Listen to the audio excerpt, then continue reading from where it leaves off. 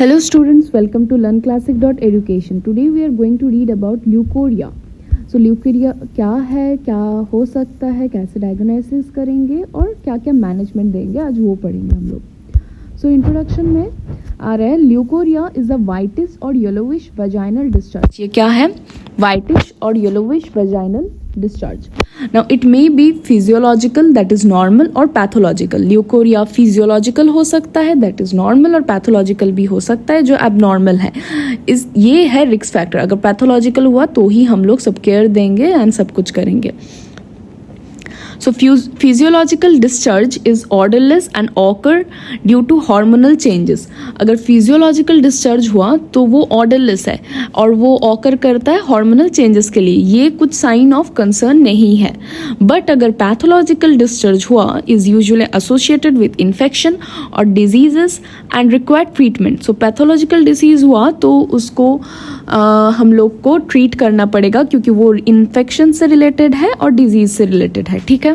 So types of leucorrhoea हम लोग पहले ही डिस्कस कर लिए इंट्रोडक्शन में. फिजियोलॉजिकल हो सकता है या पैथोलॉजिकल हो सकता है. फिजियोलॉजिकल हम लोग बोले थे क्लियर और मिल्की वाइट होगा, तो इसमें कुछ कलर्स नहीं आएगा, क्लियर और मिल्की वाइट होगा. ऑर्डरलेस होगा, कुछ स्मेल नहीं आएगा, ये ऑर्डरलेस होगा. And normal during ovulation and pregnancy. तो फिजियोलॉजिकल डिस्चार्ज है normal during ovulation and pregnancy, तो ये कुछ साइन ऑफ कंसर्न नहीं है. बट पैथोलॉजिकल होने से ये थिक हो सकता है, येलो हो सकता है, ग्रीन और ग्रे डिस्चार्ज, मतलब हरा पीला नीला कलर का हो सकता है अगर पैथोलॉजिकल हुआ. थिक येलो ग्रीन और ग्रे डिस्चार्ज. इसका फाउल स्मेलिंग हो सकता है, इसका स्मेल फाउल स्मेलिंग हो सकता है. एंड एसोसिएटेड क्यों होता है? क्योंकि इन्फेक्शन की वजह से हो रहा है, इसलिए फाउल स्मेलिंग भी हो सकता है. एसोसिएटेड विद ईचिंग, बर्निंग और पेल्विक पेन. ये होने से आपको ईचिंग, बर्निंग और पेल्विक पेन हो सकता है. सो दो टाइप का ल्यूकोरिया होता है, that is physiological and pathological. ठीक है. Coming to the causes and risk factor. Causes क्या हो सकता है?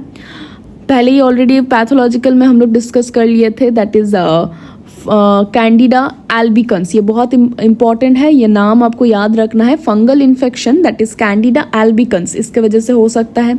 Bacterial vaginosis, trichomoniasis, then sexually transmitted infection की वजह से हो सकता है. पुअर जेनिटल हाइजीन, अगर ठीक से जेनिटल हाइजीन नहीं मेंटेन किए उसके वजह से हो सकता है. हार्मोनल चेंजेस की वजह से हो सकता है जो फिजियोलॉजिकल है. बाकी सब पैथोलॉजिकल का रीजन है. रिस्क फैक्टर क्या क्या है? प्रेगनेंसी की वजह से हो सकता है. डायबिटीज मेलाइटस की वजह से हो सकता है. Poor personal hygiene, multiple sexual partners जो सेक्सुअली ट्रांसमिटेड इन्फेक्शंस कॉज कर सकता है. देन प्रोलॉन्ग एंटीबायोटिक यूज, कुछ ज़्यादा एंटीबायोटिक यूज करने से हो सकता है. कम इम्यूनिटी रहने से भी हो सकता है. So these are the causes and the risk factor. Complications में क्या क्या आ रहा है? Pelvic inflammatory disease, PID. अगर हम लोग ठीक तरीके से उसको ट्रीट नहीं किए सो PID हो सकता है, that is pelvic inflammatory disease. Infertility cause कर सकता है, very important. Then recurrent vaginal infection, ठीक से पहली बार ही उसको ठीक से डिटेक्ट या फिर ट्रीटमेंट नहीं किए तो रिकरेंट वेजाइनल इन्फेक्शन होगा. यूरिनरी ट्रैक इन्फेक्शन हो सकता है. प्रेगनेंसी कॉम्प्लिकेशंस इफ अनट्रीटेड, अगर वो अनट्रीटेड कर दिया गया प्रेगनेंसी के टाइम पर भी कॉम्प्लिकेशंस हो सकता है. इन्फेक्शन ग्रो होगा, इन्फेक्शन ग्रो होने के कारण प्रेगनेंसी में कॉम्प्लिकेशंस होगा. Then increased risk of sexually transmitted infection, sexually transmitted infections का रिस्क भी बढ़ा देगा. नाउ डायग्नोसिस हम लोग डायग्नोज कैसे करेंगे? Detailed medical and sexual history लेंगे पेशेंट का. सबसे इंपॉर्टेंट पहले ही पेशेंट का detailed medical and sexual history लेंगे, तभी तो पता चलेगा पेशेंट ठीक से हाइजीन मेंटेन कर रहा है कि नहीं. राइट. फिर हम लोग फिजिकल एंड पेल्विक एग्जामिनेशन करेंगे. फिजिकल एंड पेल्विक एग्जामिनेशन ठीक से करेंगे तो हम लोग जान पाएंगे इन्फेक्शन कितना दूर गया है, वो फिजियोलॉजिकल है या पैथोलॉजिकल है. देन वेजाइनल pH टेस्टिंग करेंगे. Microscopic examination of the vaginal discharge का माइक्रोस्कोपिक एग्जामिनेशन करेंगे. कल्चर एंड सेंसिटिविटी टेस्ट भी करेंगे. और फिर screening for sexually transmitted disease, sexually transmitted infection का स्क्रीनिंग करेंगे. Clinical manifestations that is science and symptoms. क्या क्या साइंस एंड सिम्टम्स हो सकता है? That is excessive vaginal discharge होगा, वेजाइनल डिस्चार्ज बहुत ज़्यादा होगा, यह है science and symptom. Then foul order होगा, ऑर्डरलेस होने से वो फिजियोलॉजिकल है, बट पैथोलॉजिकल होने से फाउल ऑर्डर होगा। वेजाइनल ईचिंग होगा, पैथोलॉजिकल होने से वेजाइनल ईचिंग होगा। बर्निंग सेंसेशन होगा। यूरिनेशन के टाइम पेन होगा, उसी को हम लोग डिसयूरिया बोलते हैं। यूरिनेशन के टाइम पेन होगा। ना पेन ड्यूरिंग सेक्सुअल इंटरकोर्स, ना इंटरकोर्स के टाइम भी पेन हो सकता है, उसे हम डिस्पैरेनुया बोलते हैं। एंड देन लोअर एब्डोमिनल और पेल्विक पेन, ये सब हो सकता है in case of pathological leucorrhoea. फिर आता है नर्सिंग मैनेजमेंट। नर्सिंग मैनेजमेंट में क्या करेंगे? First we will access the characteristics of the vaginal discharge. Discharge क्या है?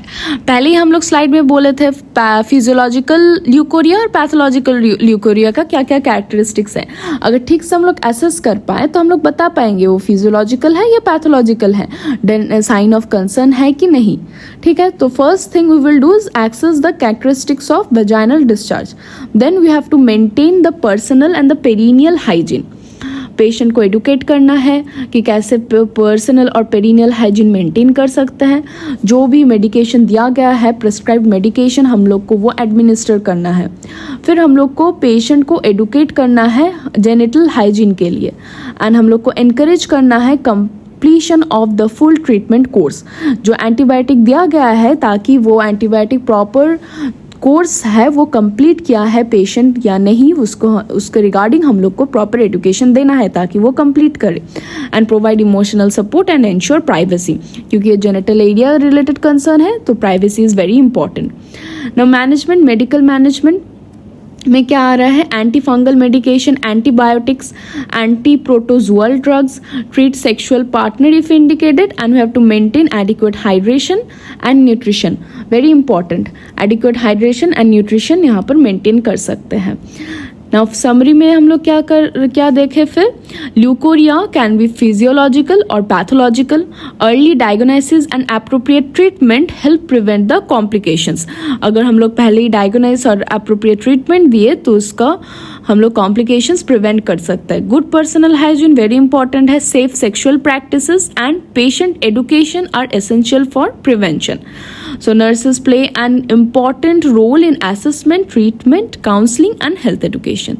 So this all are included in this leukorrhea part. Thank you, students.